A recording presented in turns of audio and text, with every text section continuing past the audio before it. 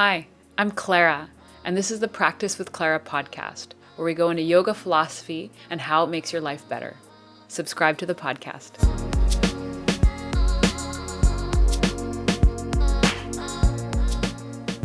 Hi, and welcome everyone to the Practice with Clara podcast. You're sitting with Stephanie. And Clara. With our guest today, Alexis Anderson of Reiki with Lex. Thank you so much for joining us. Thank you so much for having me. I'm so excited to be with you. So we start off each podcast just asking a few questions to help our listeners get to know each of our guests. So Lex, if you could be either the sunrise or sunset, which would you choose and why? Ooh, if I could be the sunrise or the sunset, not watch it. Yes. I want to say sunrise because I think the sunrise gives people hope and a sense of a new beginning, and just burns away the day before and you get to start fresh. And I would love to be that for people. Great answer. If you were to select a character to play your joy, who would you choose as an actor? Ooh. Oh my gosh, your questions. To play my joy, maybe I would say like Jim Carrey, even though he's a man, because of the wide range of emotions that he could portray. Love it. Yeah, really good. What's one of your earliest childhood memories? Ooh. Honestly, it's like a negative. It's a negative one. It was one of my earliest memories was kindergarten, and it was like a bit of a traumatic experience, but has shaped the way that I kind of see myself. But yeah, one of my early, like, I guess it was kindergarten. I'll just go with it, even though it's kind of negative. But it was just sitting in a circle with all of the kids. I was in French immersion, and I just couldn't pick up the language. And I remember you had to say the word en français in order to go to your respective like section for the day. And I just couldn't get the word. And the teacher really like shamed me. And I sat in the circle by myself. And it did shape me quite a bit. So yeah, that's one of my earliest memories. In what way do you feel that it shaped you, this moment? Yeah, so honestly, I was 5 years old, and the story that I started to tell myself was that I wasn't smart. And I remember having that sense when I was 5, and it really impacted the way that I moved through school. And it's shaped me because I've had to do a lot of work around that and reversing that thinking about myself. And truly, like, I've been in therapy regarding that teacher and the way that she made me feel and the shame. And so it has made a huge impact on me. And, so. That also goes with our theme, which is boundaries, and how to set boundaries and create space for those around you, and specifically in how you're holding space as a teacher. I wanted to talk a little later on to you and Clara how you bring in teachers through yoga and through Reiki and teach others how to hold space, both energetically and physically, because it's two different skill sets, soft skills and hard skills. But before we get into our discussion on boundaries, I was hoping each of you could define what boundaries are for you, and even what that word means and how it's reflected in your practice. Great question. Do you want to go first? Go ahead. Sure. The word boundary is literally a definitive line in the sand, or a place where something ends and something else begins, is a boundary, or how I would define boundary in Clara's dictionary. And then in terms of in my life, understanding, kind of building on that, understanding where I end and someone else begins, and also in relationship of how close or how far people can come towards me or move away from me. Is the way that I think I would define it. I'm laughing because that's pretty intense, but here it is. I'm just thinking of your baby, Carmen. How close people. There's no boundaries there, but Great. Oh my gosh. I love that. Yeah. No, I love that when, Clara, when you say knowing where you end and someone else begins and vice versa, that gets into the codependency stuff, right? And I think that's a huge codependency. There's a difference between that and, people pleasing and stuff like that. But absolutely, that's a huge part of it. And yeah, for me, I think boundaries are, it's knowing how to say no and owning it without guilt or shame.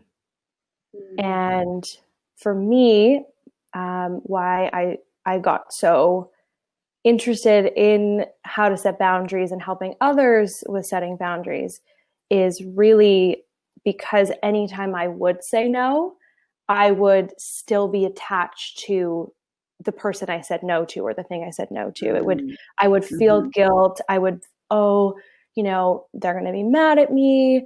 They're going to leave me. This abandonment stuff comes up. And so that is, for me, when I think of boundaries, I just think of an empowered no without guilt. And there's so many layers that come with it too. There's your energetic boundaries, there's so many different types, but in the simplest form, that's how I would define it. Great. So I'm going to read a quote by Nancy Levin that I pulled off your Instagram. Oh my gosh. Yeah, I love her. Yeah, it's such a great quote. I edited it down a little bit. Today, my life is of my own design, and it's on my own terms. I don't say yes to anyone until I know what I want and need. I don't give in, acquiesce, or accommodate. I fully understand that someone else's reaction to my truth is not my responsibility to manage. So I was hoping, in terms of that quote and what we're talking about around setting boundaries, if each of you could share an experience where you struggled setting a boundary, or you had a lesson through setting a boundary, and what happened as a result.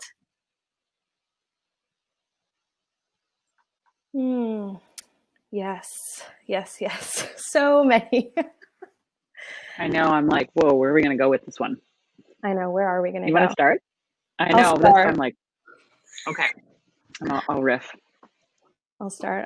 I'm like, oh, should I name any names? No, I won't name names, but just in case they listen. But yes, there is, I would say, the person in my life that has really driven me to have to set boundaries, who's been in my life for almost my whole entire life. This person is a like incessant talker. And I'm sure we all know those people who just talk and talk and talk and talk and talk and don't give you that window. Like, you just can't get a word in edgewise. And honestly, this person has led me to certain behaviors that I have worked very hard on, which is sort of that kind of like acquiesce, and like just giving in or saying yes, even though I don't want to, just to get them to you know, just because I don't want to invest any more energy into them. Anyway, so basically the boundary I've had to set with this person is with phone calls. So I have to set limits on how long we talk on the phone. And I've had to time it where I know where I start to lose my energy, where this person is an energy vampire. And I notice where I start doing that. Yeah. Okay. Yeah. And I just completely lose my power. And so the boundary that I set is, like the phone calls can only be 15 minutes. When we hang out, it can only be a maximum of 2 hours. And I don't allow myself to go over that. And if I do, then that is, I consider it to be like a self-abandonment. It's like, why did you let yourself continue the conversation when you knew that your energy was completely tapped out after 10 minutes? And then to dive into that. Go on. Sorry. Did you have a conversation with them about it? Out of curiosity, like, were you like, I'm going to set this boundary just because I love you, but. So in this case, no, I didn't. And when it comes to boundary setting, it's up to you to set the boundary. It's not up to the other person to hold you accountable to that boundary. And with some you do have to say, I'm setting a limit here. I'm setting a boundary. With this person in particular, that wasn't available to me. So with this person, it's me going, here's the boundary that works for me. If it doesn't work for them, I'm going to have to just, like, that's their problem kind of thing. And, for like highly sensitive person, empath, people pleaser that I am, it is really challenging to do that because you get the, oh God, like I'm a bad person. Like you just go into this spiral and the fear of disappointment and all of that. But you get used to it and the person gets used to it. And then that's the boundary. So yeah, I was just curious as to whether or not like your timer would go off and you'd be like, okay, like. I mean, I have had to use some creative excuses, like going through a tunnel, gotta go, or I'll like before the phone before we get talking, I'll just say, hey, I only have 5 minutes. I have a client. I have a meeting. So, and right. And that's what I have to do. And if they want to talk to me, then they'll deal with it. Yeah. Great. Yeah. Clara? That's a good one. It's so cool to know, and I'm sure it took a minute to kind of figure out like how long or like how much energy you wanted to put towards that person. It's so cool that you're like, you're like, in person, this is how much, and on the phone, this is how much. I was like, I have so many more questions about that, but I'll talk about boundaries first. Yeah, and then ask questions too. It's definitely trial and error. Like, okay, let's try 30 minutes. Nope, too much. I literally have notes in my phone, like 25 minutes, starting to deplete. it's right. Quite yeah. funny. So then that way you have a point of reference. Yeah, exactly. It's like a science experiment. Which is awesome. I feel like the first one that comes to mind in terms of boundaries has been, the first one that comes to mind is definitely around teaching yoga and having people, like, I think I spoke about this on another podcast in terms of when I was younger and teaching. I started teaching when I was about 23. And when women who were of menopausal age, so late 40s, early 50s, when come to my class, they had a really hard time with me because I was very young, and they felt like, what could I have to offer them? At least that was the energy that they would put towards me. And so they would talk over me, or they would essentially just take over the room energetically and like kind of poo-poo me energetically, like. And so it took me about 6 months to a year to be able to stand up to them and be like, actually, this is my room, And if you don't like what I'm offering or it's not serving you, no problem, you can leave, but this is my room. And so but it took me a while, like it really, because it did bring up a lot of stuff around self-worth and like, what do I have to offer? And as a young person, what can I offer, women who have lived for 30 more years than I have, So, yeah, I felt like that was boot camp for boundaries in like such an intense way, especially because there is this sense also of entitlement with some students who think since they're paying clients and this is a service that they can, do what they want with that service. So I would say that was probably one of the biggest learning lessons. The other one that comes up in the same kind of vein is waiting tables. And I worked in restaurants in New York City for 8 years. And that was also really interesting because, again, the same idea of people who feel entitled because they are paying clients to be able to speak to you in a particular way. That was very interesting to be like, actually, I'm also a human being and I'm sorry that your steak didn't make it, but, I'm also still human. And like, I didn't cook your steak to begin with. So wow, I'm doing the best that I can in this moment. And I'm sorry that this is happening, but you don't have to speak to me that way, and I've definitely, that definitely also took a while, especially because New Yorkers are entitled already. And so that was like that was another, I feel like, energetic boot camp of people who like feel like, no, actually, like I have the right to speak to you this way or what have you. Wow. So both really intense experiences. But I was like the time limit. I was like, oh man, that's a good one. That's a good one. I don't have to pull it out on everybody, but it does work. Yeah. Just setting a personal. Yeah. And with energy vampires, you need to, yeah, exactly. Sorry. Yeah. It's interesting because you both shared very different experiences, and that Clara's, yours are more in the heat of the moment where you don't have time to process or reflect. Like you're in it, you need to decide then and there, what am I going to do? Whereas Lex, your experience is more because it's ongoing and you do have the reflection time when you get off the phone, is you can kind of process and make a decision based on, what's happened. So it's situational too, and how you're setting boundaries and interacting with people. Because sometimes you just do the best that you can in that given moment.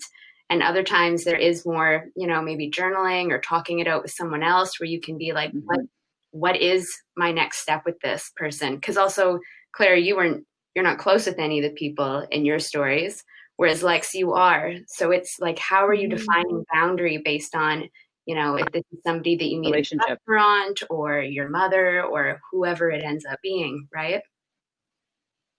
Absolutely. And you, Steph? Yeah.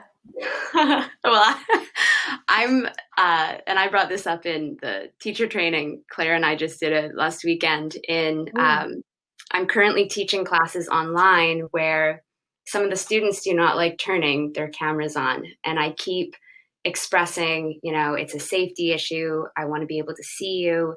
And then I was going to go to the club to get them to be like, hey, this is a safety concern. Do what she says. And I didn't because I went to them. I sat and I was like, hey, I'm going to hold this space. I'm going to tell them like, this is community. It's energy. And no one turned their cameras on. So it's fine. I'm going to keep saying it for a few more classes.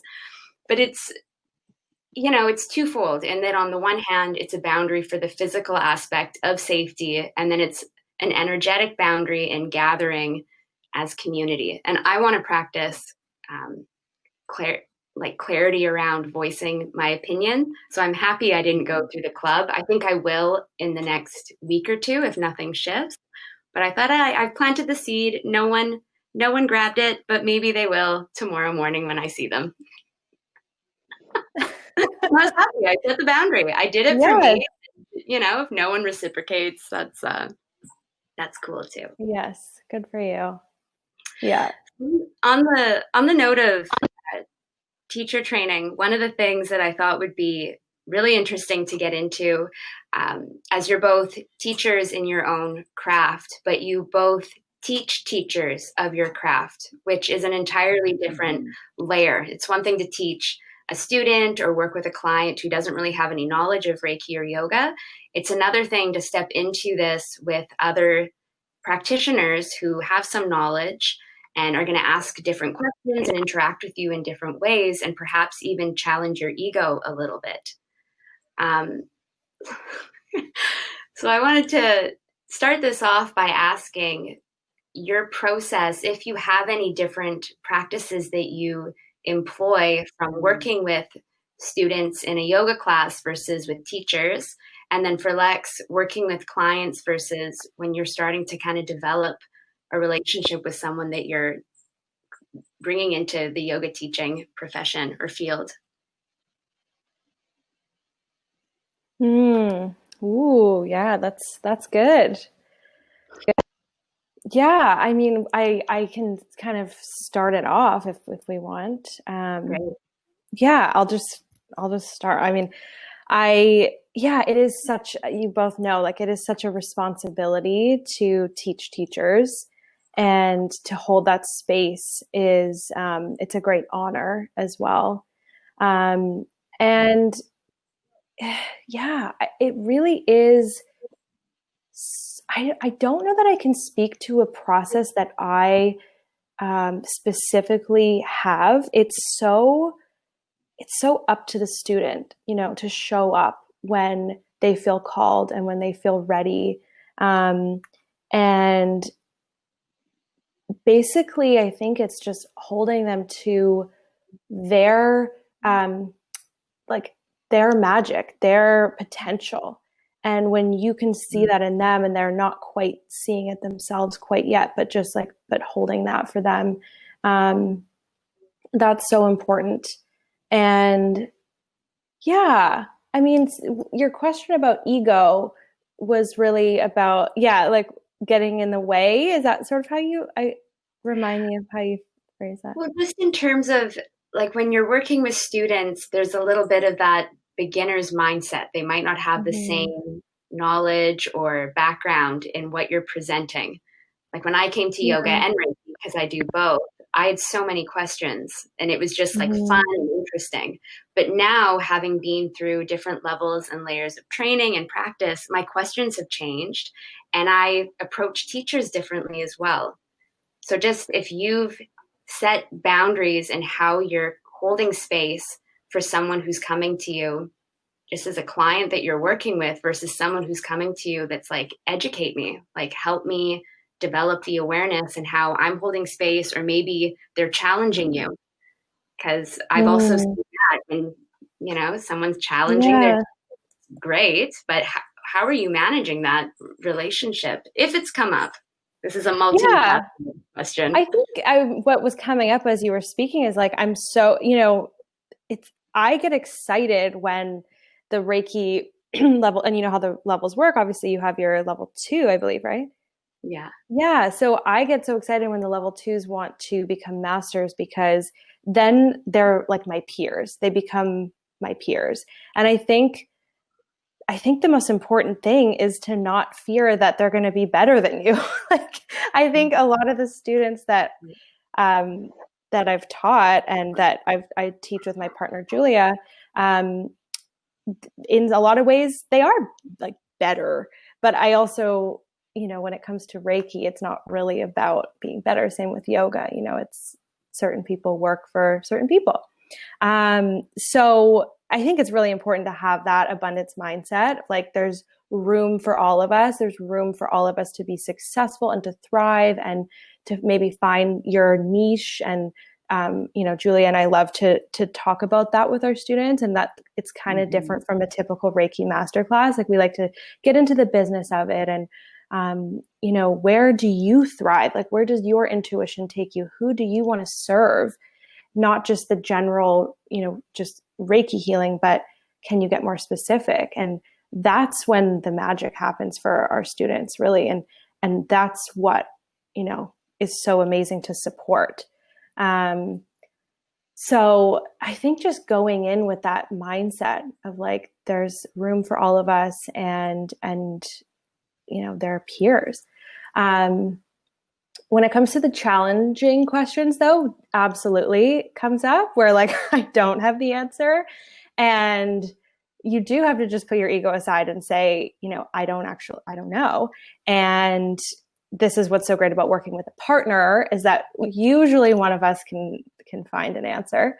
But yeah, just not knowing there's power in that I don't, I forget who says it, but, you shouldn't put all of your energy into like a guru or anything like that. And I don't want people to see me as like the one and only expert at it. I don't feel comfortable with that at all. Where I like to view it as that we're all learning together. We're all in this together. I'm a Reiki Master teacher, but like I'm figuring it out. And even with the boundary setting, certainly I'm not perfect in that regard. I'm still learning. And I love to support people with it, and I'm on the journey with you. So I think that's really important. Does that answer the question? Yes, that was great. I would say that, what arose from what you shared is one of my favorite quotes from my father, which I think is a Gary Larson Far Side comic, but we're all bozos on this bus. And so some of us may have been on the bus longer than others, but we're still all riding the bus towards death, really. And so I try to remember that to the best of my ability when I'm teaching teachers, especially, is that like, I may have more hours in a particular area than you, but we're all like, I'm human, and things, and I make mistakes all the time, and I try to own them and also be like, yep, this is my strength and this is not my strength. It's just, and I find that is very helpful in making and creating a space, because for me, what I think about in training is that we're co-creating this training together, and it's always different because it's different based on who shows up and what questions are asked and where we go. And so, like, one of the big things I like to do is we always sit in a circle, and the idea of the circle is that there's no hierarchy. We're all offering and feeding towards the center and feeding each other from the center. And I'm just kind of facilitating the experience, or kind of like, I think of it like I'm herding us in a particular direction, but how we get there or how fast it takes for us to get there really depends on the community. It depends on what we do together. And so I feel like it takes a lot of pressure off of me, because I can put a lot of pressure on myself. And B, it also, I hope, encourages other people to be responsible for also giving to the center, meaning giving to the group. Because if we're all teachers in the room, we're teaching teacher training, then like we all have something to offer to each other. And so I find that's like one of my big things in teacher training. And also another part of that is that I try to have small enough groups that I can develop relationships so that I can get to know everybody, and I can be like, oh, I know that like you like this, and your favorite pose is this, and whatever, like for us to have like a personal relationship. And so those are, I think, some of the key points that I have when I do training is we're all bozos on this bus, and I'm facilitating a space. We'll see how it goes, and I don't know. I'll try to keep us on schedule, but if people get excited and we move in a different direction, sometimes that's awesome too. And so I also try to arrive with the beginner's mind, and that like, I don't know what's going to happen. And I love, you use the word, Alex, you use the word, Lex, you use the word magic and finding and like allowing them to discover that. And that's how I feel in training also, is like we're co-creating magic. So I don't know what's going to happen, and we're all going to at some point, like, whoa, get so excited because something has arisen or shown itself for us in a powerful way. And it generally does if we just stay open to it. That's so good. That's so true. I love what you said about co-creating. It really is. And if you are in the mindset of the perfectionist or in control, like it has to go this way and this is the result we're going to get, then you actually miss out on the magic that could happen. And it's so true what you say about the groups, like I like small groups as well. And I always find they end up being these like soulmate like people make these like long connections. They're like, oh my gosh, how did you two not know each other already? You're perfect. And yeah, like lifelong friendships and business partnerships come out of these things. It's so cool. And you're like, I didn't plan this. Like, I'm just holding this container and this magic happened. But yes, and so true about like the direction in which it goes based on what questions people ask. And sometimes people are a little more like high level, and sometimes it's more introductory, and it totally depends on the group. And you have to flow with it. Mm-hmm. Yeah. So my next question, and you're kind of touching on it already. What are some of the key teachings in terms of soft skills that you hope to impart on students? So your students show up for a certification in whichever practice you're holding, but what other skills do you hope that they leave with? So Lex, you're saying like the friendship aspect of meeting new friends. So what other things that your students don't necessarily go in with, but they're leaving with this extra? And sometimes I feel, just from having taken so many trainings, the soft skills are more important than the certification I have probably like folded up in the bottom of a bookmark. Like, I don't even know where my certifications are. Their emails them. I don't know. Yeah. So true. Oh my gosh. I think that the first thing that showed up was a deeper trusting of their own knowledge. I think that's one of the biggest things that I hope we create together, is a deeper relationship, and Lex used the word earlier, like empowerment, like like the sense of being like, yes, I am, I am, and connect and move from a place of my own power, and in that way, inspiring others to do the same. And so that's one of the big things I hope, is that we learn how to trust, and also trust our instincts, and trust that we know what needs to be done, and we can like refine things, sure, but like the meat of what it is that we do as space holders in terms of teaching yoga, like we teach the poses, but really we're like holding space for people to experience themselves. So to trust that in ourselves, to be able to teach it, is I think one of the biggest things. That's good. I did. And then also not to use your own crutch word. Sorry. It's so good. One of my largest feedbacks, Lex, why I'm laughing, is because sometimes we have, when we're teaching, I'm curious actually if it shows up also in Reiki, but like teaching, there are words, we use them, crutch words that we use kind of as almost like as a run-on sentence, or as a way of filling the space. And so I'm giggling because we were just kind of talking about that this weekend. And so what I'll do is actually write down how many times they say the word. My teacher did that for me. That's the only reason why I know this one. It was such a good one for me, where I was like, oh, and my word was beautiful. I said beautiful, like I think 30 times. My teacher was like, yeah, you need to cut that one out. That is definitely a crutch word. It's a great word, but don't use it so much. And I was like, oh, right. Because sometimes you're not aware, right? Because you're focusing in so also to hopefully shed light on maybe habits that we could work on or let go of. Oh, bless the people who call us out on those things, right? Totally. Oh my gosh. So beautiful. Beautifully said.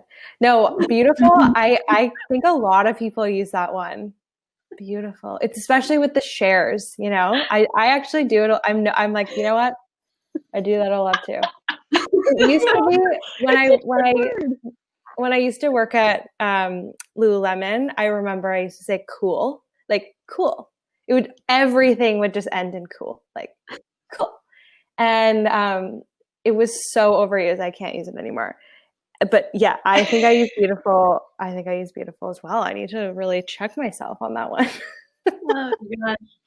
Because if you have 10 people in the class and everyone shares something and you want to respond thoughtfully, you're listening and you're present and you want to respond, there's only so many words to support that. Like, you have to get creative. Beautiful. Thank you.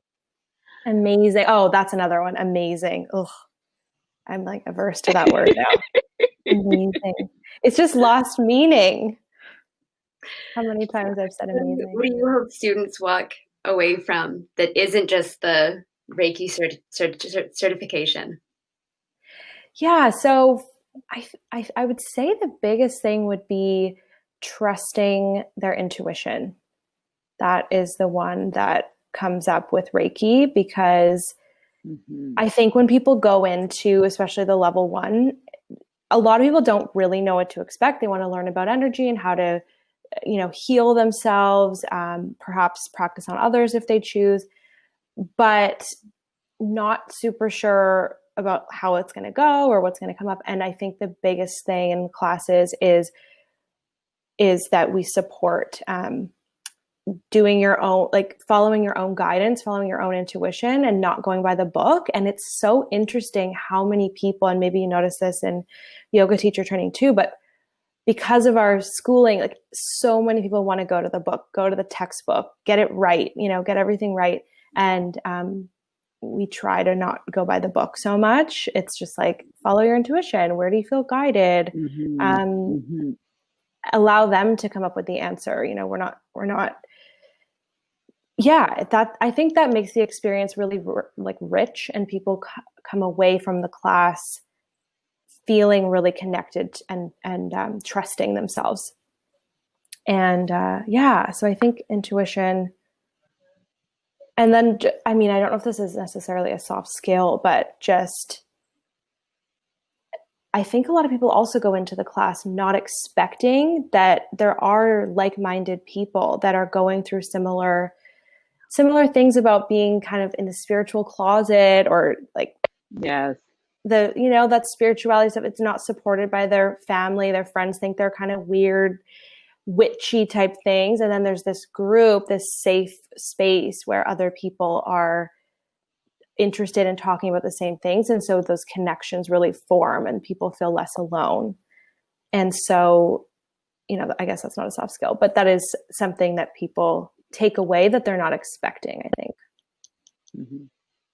Yeah, I can say that of every training I've taken, that I walk away with way more friends than I entered with. Mm-hmm. Yeah. So Lex, I was hoping you could go into a little bit about the Holy Fire Reiki training and what's offered in the 1 and 2, and then how things with Reiki have transitioned given the landscape we're currently in with COVID. Yes. So yeah, I do teach Holy Fire Reiki along with my partner, Julia, who I mentioned. And Holy Fire basically came about in 2014, and it is an upgraded version of the energetic, what Reiki is. So there's traditional Usui, and that is Dr. Usui who created Reiki, and now there's this Holy Fire. So it is quite powerful. I took my mastery in both the traditional Usui and then again in the Holy Fire, and I did really notice a difference. And so I love teaching it, and I like that it's constantly evolving. So they're really conscious of what's going on energetically in the world. And William Rand, who started Holy Fire Reiki, gets these downloads and kind of knows when it's time for this energetic upgrade. And one of those times was in March, when we were all in quarantine. And so he created this upgrade, which was the online attunement. So that allows master teachers to be able to attune people from afar. So, remotely. And so I got that attunement back in March and have been teaching online ever since. So yeah, the online has been a huge. Pardon? Could you use Reiki just for our listeners who may not know what it is? Could we define? What would you get when you go to a session, and now that it's online, how has it shifted? Just because I feel like they're going in that direction, but I just think we should. Yeah. So background. Thank you. Of course. So all living things have life force energy flowing through us. So plants, animals, humans, anything that is living has life force energy. And basically Reiki is channeled. So through the practitioner, the Reiki energy is channeled through for the highest good of the person that they're healing or for themselves. And basically, the energy is just balancing. So anything that is anything there where there's a discrepancy or something's off balance. So even if there was any type of like trauma, small t, big T trauma, whatever it is, negative thinking, an experience, like anything like that, most of us know like that does live in the body, that finds a place in the body. And sometimes that energy gets stuck. So what Reiki can do is flows through the energy centers, the chakra system to balance out any of that blocked energy. So to create more flow. And that's why after sessions, people often feel lighter or relaxed, less stressed, open. A lot of things can really open up. And also a lot of emotions can come up, because if there was, say, something, you're feeling anxiety or grief or any energy that's in the heart center, that can, when the Reiki flows through, it can really start to bring up those emotions that have been kind of stuck. So I guess that's like the long and short of what it is. That was great. Thank you. Yeah. And sorry, the latter half of your question was? Yeah, is now, so when you, when somebody goes in for a Reiki session, like what would you expect? Like what happens so that, again, if people wanted to do it and never done it before? Yeah, absolutely. So going in for a session, and I mean, I'll just speak to how it is now because I do my sessions online. So for people who are like, how the heck do you do that? It is a possibility and it works wonders, and you don't have to leave your home, and you get to avoid traffic and parking and everything and just like lie in your bed and receive healing. So how the sessions work, mine are an hour long, depends on the practitioner. And I always like to connect first on Zoom or what have you. I use Zoom, but just to connect about what's going on. I also do coaching. So I depending on what the client has signed up for, there might be some intuitive guidance coaching. And we just check in. And then after that, the session begins and the client will lie down in whatever space they've created for themselves, make it really cozy. They can choose their own music, or I can handle the music, and they can have an eye mask and earbuds and just have it to be, a very pleasant experience. And I start channeling Reiki, and it's done obviously through the distance symbol. And yeah, the actual Reiki part can last anywhere between 30 and 45 minutes, depending on what kind of session it is. And the client will experience a range of things. And then we'll just wrap up the session with how it went, what came up, and just close it with anything that, came up. Yeah. So that's how it works. Thank you for that. Great. You're welcome. So I'm curious, it's two different ways of working with energy. Yours is more subtle, Lex, in what you're doing through Reiki, but Clara, you also provoke and stir things up in the yoga class. I feel, having been in your classes, and when we spoke of this in a past discussion, when I asked you about if you felt like you were doing Reiki, you said it was just instinctual. This was in a talk probably a couple months ago now.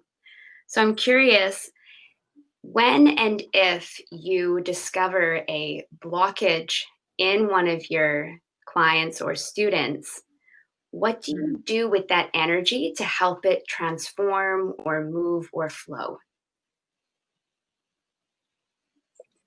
I don't do anything. Instead, what I do is I do a couple of things. I feel my feet and I connect to earth energy. And so specifically because I tend to poke and prod a little bit energetically with people in class. And so because of that, things start to rustle up. And then depending upon their relationship with that stuff, sometimes it energetically comes towards me. And so if I feel that happening, or if I feel stuff just stirring up in the room, like, and not even necessarily directed towards me, but just stirring up, I try to connect to earth energy and envision that the earth is taking anything that is kind of arising up. And so I used to work with this martial arts teacher, and he did a lot of different kind of Eastern energetic practices. And, you know, for him, it's like the earth can take all energy and shift it. And so all you do is, if you can, is you give the energy to the earth, because she will be able to transform it into something that is useful.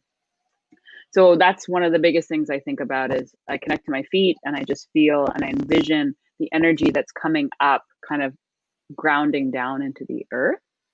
And then the other one is if I feel energy, if I feel people are in pain, you know, either energetic or emotional or whatever, and really it's all the same thing. But then I send white light, and I think of it as healing energy towards them, and not necessarily into them, but in their direction. And so that if they want to receive it, they can receive it. And if they're not, it's just like a glow around them, is the way that I like to think about it. So those are the two things that I generally try to do, is ground down and feel the earth and allow anything that's arising and like invite it to go down. And then if I'm to send out like healing light, is the way I think of it. I think of it as like white light that I offer to them, so that you don't necessarily need to be touching them, but just for them to feel supported and to know that they are taken care of, or that they are seen and felt. You know? Great. So you do things. That was a lie. That's so nice. Wow. You're a healer. And Lex, what are some of the things that you would do? Yeah. So what things that I do in the case when I'm feeling other people's energy? I just want to be clear. Yeah. When you're in a session with someone and you feel that there's a blockage or something's coming up, what do you do to shift what you're feeling? What do you do with it? What I'm feeling. Yeah. So yes, when it's in a session, you know, I think number one, and I had to learn this the hard way, just with hours of practicing healing, and is I'm not here to fix people. I'm not here to necessarily take away their pain, anything like that. And I think, you know, people, they go to see a healer, they're like, I can't, like, just take away my pain. Like, I can't feel it anymore. And, you know, people want to be fixed. And I really, you know, bought into that at the beginning, that like, oh, I have this responsibility. Like, they have to leave this hour fixed, 100% healed. And that is so not true. And it's really important to know that it's not really about you as the healer, and it's about them. So I don't like go in like a surgeon and try to like pull things out. And I think that's what I used to do. And that was too much burden to carry. You know, that was too much stress, that if they didn't come out of the healing, like, I feel perfect, all my pain is gone, then I was like, oh my God, I'm such a bad healer. And I just had to learn that I'm not, you know, it's not about that.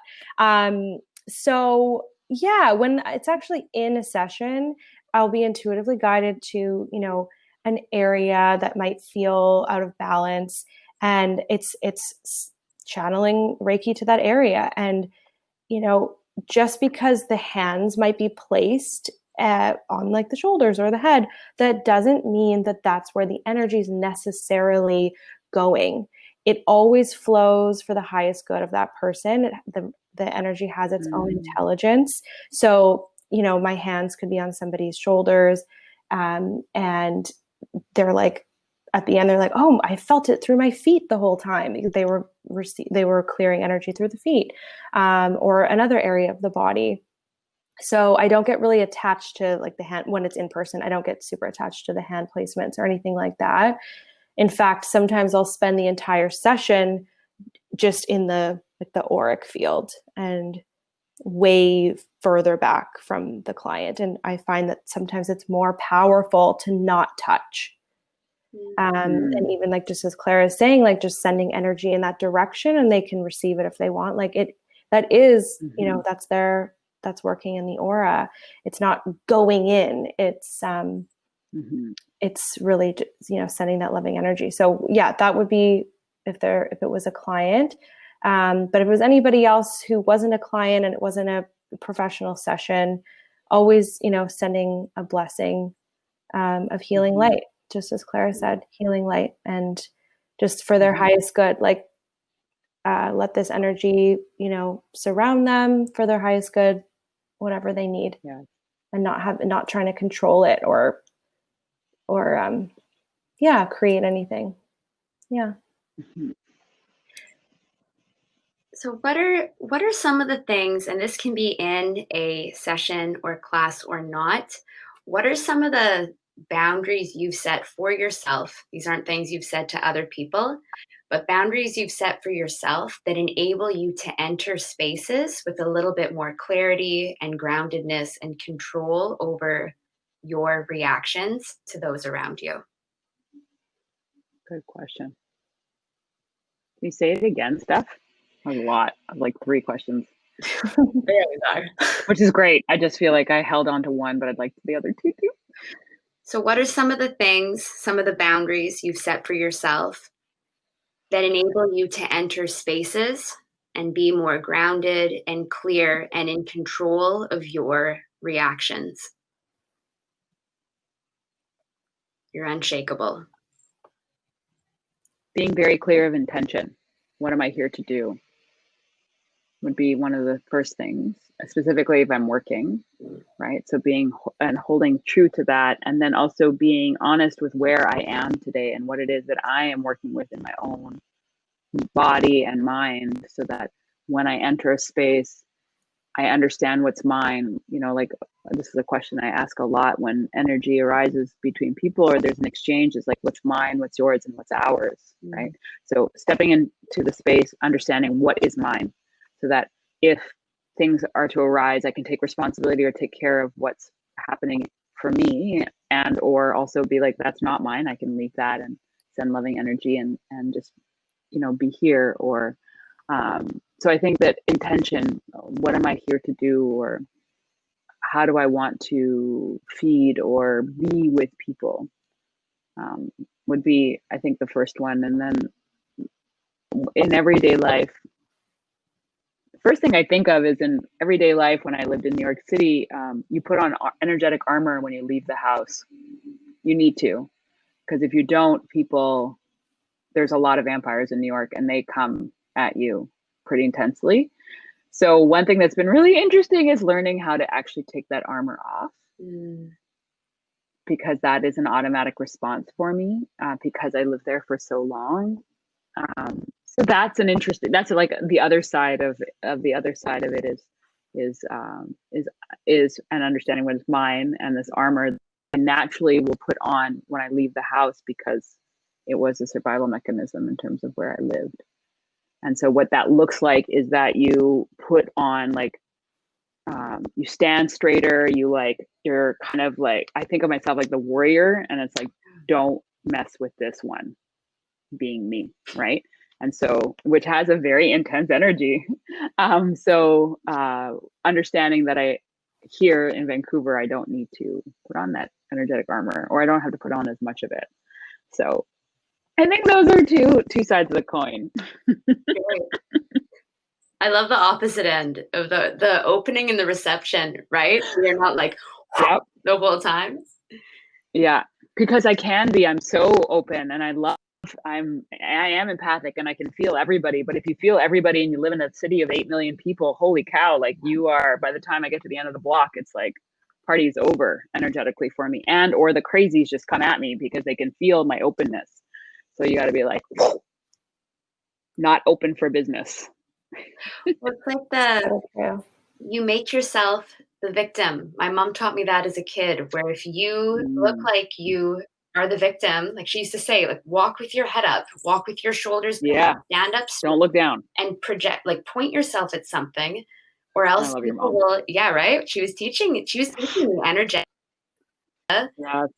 present strength, so I would get picked on. So.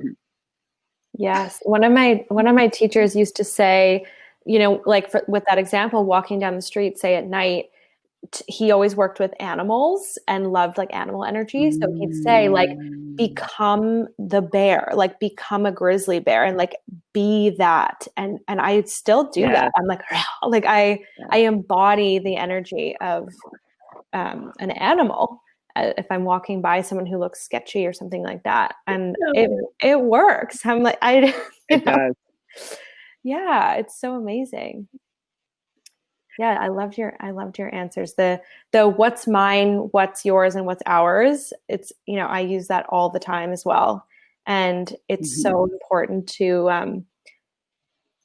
know. Like for me, I really am so aware, and I've had to learn. Like, say I'm going from my car to an event.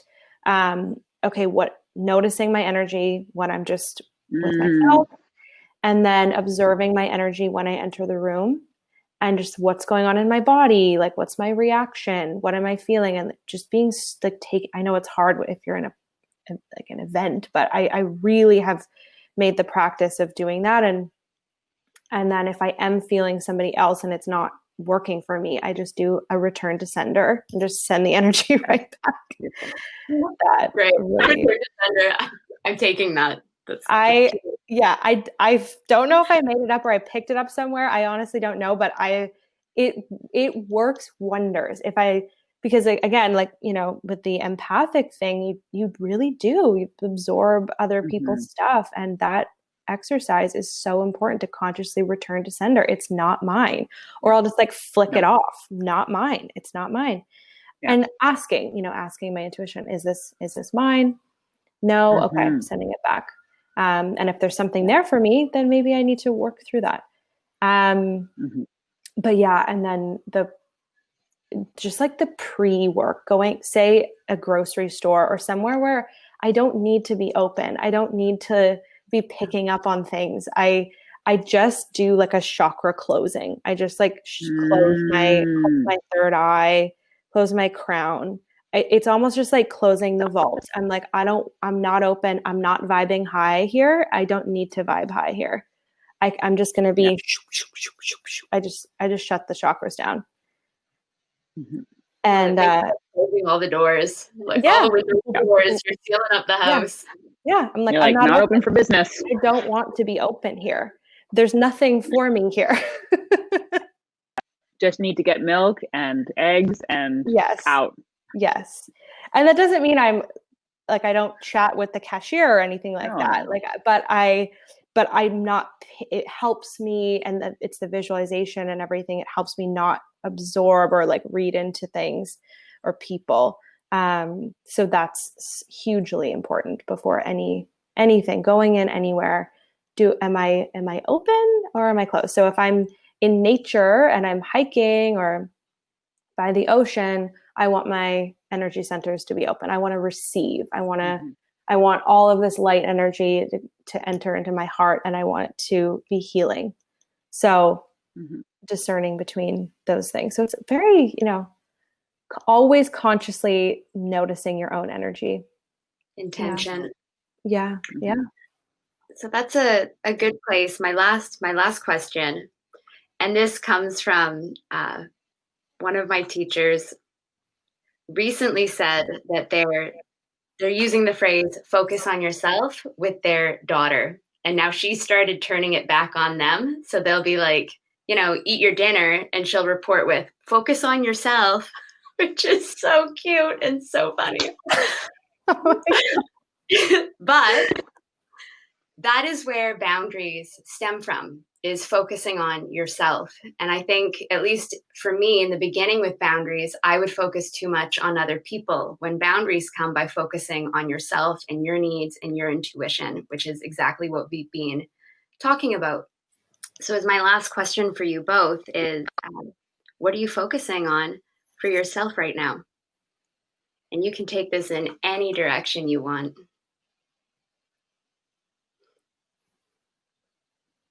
Ooh.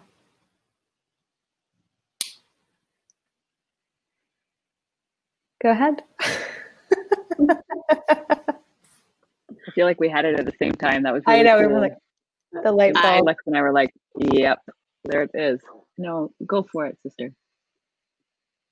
Okay. Well, what's coming up for me is I'm in like a hermit phase right now. I'm in a learning phase. So I'm feeling very inward, and I'm feeling like I want to read all the books. I want to, like, I just started a new program. Like, I'm doing some more professional coaching and learning about that. And I just want to learn. I'm in such a phase of quiet, candles, baths, books. And my younger self would be like, like, oh my God, get out there, you're too inward. Like, what's going to happen to you? You're going to shrivel up. Like, I don't know what the fear really was, but it was like, if you spend too much time alone, like, something's going to happen. So I've been in this phase for, a little while now, and I'm just owning it. And the boundaries this is what's fueling me and making me feel good, and it's serving me right now. And knowing that this is temporary, and maybe, I don't know, maybe it's not, but I pretty much know that it's temporary, gives me that power to know that there'll be a new phase, that I won't always be in this mode, but this is what I'm doing now. And to say no to invites and things like that when I just want to have a bath, and being unapologetic about that. I think one day this week I had 2 baths in one day. I was like, wow. Oh my God. Love it. So yeah, I think that's what I'm doing for myself right now. Clara? I am somebody who used to take maybe 2 baths a year, maybe, because I always thought, why sit in the bath? I feel like when there's so many things to do. I take a bath every single night with my daughter. So for the last 4.5 months, I would say I take a bath every single night, because I also like to actually knock off 2 birds with 1 stone. So I'm like, I'll get clean, she gets clean, and we have this like fun time in the water together, and we sing. So I love that you say that you're taking baths, because I, for the first time in my life, take a bath every single day, and I love it now. I actually get sad when we, because I don't do it every day. Actually, my partner, my husband, takes baths with her too. So, so that's one thing that I will say, that being submerged in water is like such a healing. I don't know if it feels the same way for you, Lex, but it's so healing. And I forgot that, like, being submerged in water. And so thank you for that, because I actually hadn't thought about the fact that it actually does feed me every day. So that's one thing that is happening. But the thing that I'm focusing on the most right now is letting go of perfection, in the fact that I really like doing whatever job I'm doing really well. And job being washing dishes, it doesn't necessarily be like what I do for work. And so like with Carmen, with my daughter, every day is so different with her, that things that I feel like worked yesterday are not working today. And so I have to stay so open, and I have to really trust and let go. And like some days I feel like we knock it out of the ballpark, both she and I, and other days I feel like I didn't brush my teeth till 8 p.m. at night when we just finished our bath, like, And that is a hard one for me because I really enjoy I enjoy doing a lot and being productive, by doing things really well. And neither of those things are happening right now in the same way that I'm used to, I should say, because I am learning a lot. I love that you said that you're in a learning phase. I feel like I'm learning every single day, every day. Amazing and intense all at once. And I get to end it every day with a bath. So I wash it away and start again the next day, which is kind of really nice. So Lex, it was really nice to have you, sister. Thanks for joining us and for sharing your beautiful insight in terms of energy work and your own process around that. It was wonderful to listen to. And Lex is one of our sponsors for the 30-day challenge. So for all our listeners who are part of the 30-day challenge, we'll be raffling off a 50-minute online Reiki session with Lex. So that's wonderful. We appreciate it. And whoever wins, really, really cool opportunity to experience the holy fire Reiki. Fire. I'm so excited for the winner.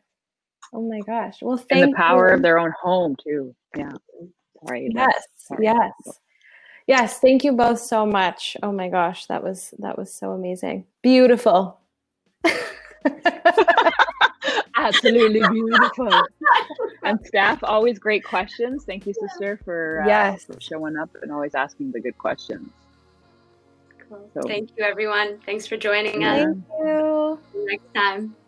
Yeah, we'll see you next time. Thank you for joining us today on the podcast. Today's podcast was brought to you by the Practice with Clara app. That's mine. I've created almost 100 yoga classes for you to do at home or on the go. And they're available to you on your favorite device, including mobile, desktop, and TV. These classes include Vinyasa, Slow Flow, Hatha, Restorative, Yin, Mantra, Meditation.